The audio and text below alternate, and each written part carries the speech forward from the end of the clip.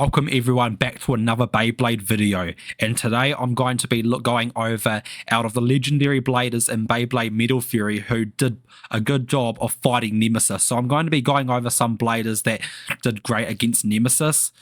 This is a video that I've been thinking on for a while now, and just also a reminder that this is just all for fun and pure open-minded. So without further ado, let's get into it. So now, I know you will be thinking who did the best, but I'll go into that later on in the video. So first off, I'm going to be looking at how good legendary bladers did.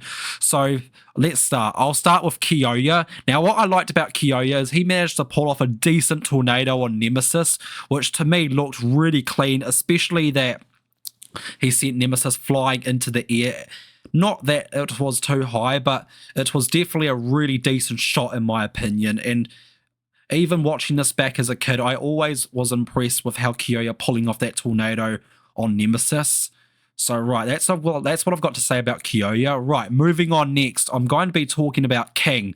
Now, what I loved about King, he was able to use left rotation with Variaris and move behind Nemesis. And what I loved about King, he was able to use Varys' shield, pretty much hold off Nemesis or block off Nemesis, while Jinga and the rest were able to get ready to use their special moves. And I love that Variaris was able to hold on for a good time till it was finally time for Jinga and the rest to use their moves. So I really found that satisfying, how King was able to pull off a great play for that. And for that, I think it's a well done to King as well. Right, next I'm going to be looking at Dynamis with Jade Jupiter. Because of Jupiter's bull drive, he was able to shake off Nemesis as well, which caused Nemesis to wobble as well. Was definitely a good pull off as well. Right, next on, now I think Kenta did a really amazing performance against Nemesis. Just the dedication that Kenta had to keep attacking Nemesis, even when Kenta was so weak and couldn't get back up. I'll never forget it.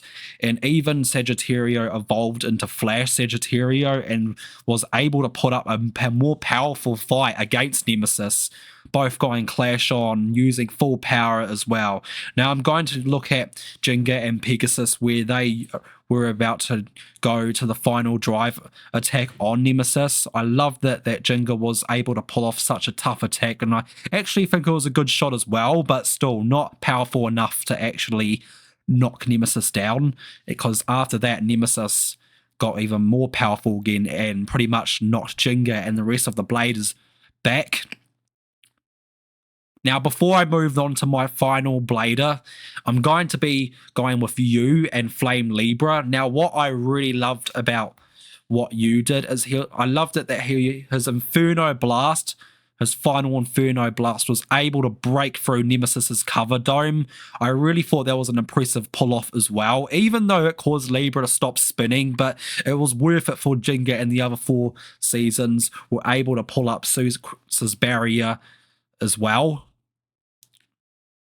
Now, for my final character, which everyone has been saying to me that I'm finally going to talk about, is Ryuga. Now, Ryuga was the one to fight Nemesis solo instead of fighting with Jinga.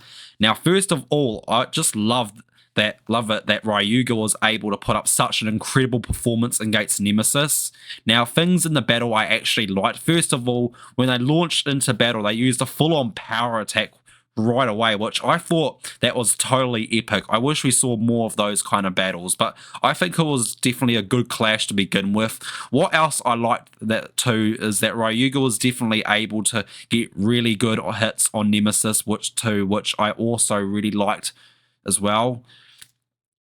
What else I really liked as well was Ryuga's special move, Dragon Emperor Supreme Flight, and also he had so much power to fight with against Nemesis alone. And for the final thing I'll say is now for that Ryuga on his own to use an ultimate move, Dragon Emperor Life Destructible, which I just thought that was insane. I actually rewatched this battle and just remembered how good it was, and to the fact that Ryuga did this on his own strength as well.